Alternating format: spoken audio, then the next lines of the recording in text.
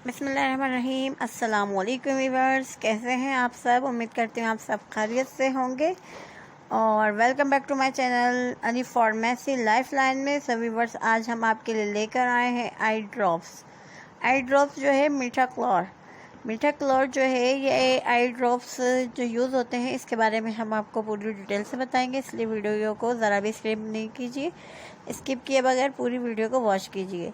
ये जो कंपनी है ये है रेमिंगटन की, और ये मीठा क्लोर जो है ये आई ड्रॉप यूज़ होता है आइज़ में। अगर आपके खारिश वगैरह हो गई है, कोई एलर्जी हो गई है, इस वजह से आप यूज़ कर सकते हैं।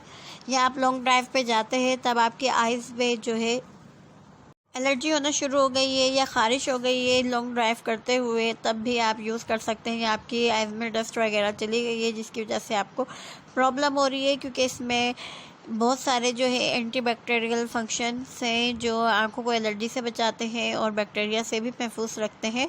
और अगर प्राइस की बात की जाए तो इसकी प्राइस जो है वो है 36 रुपीज़।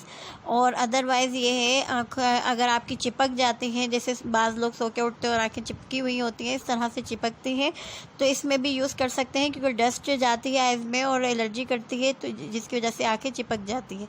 इंशाल्लाह नेक्स्ट वीडियो में मिलते हैं। अल्लाह हाफ़िज़। Thanks for watching.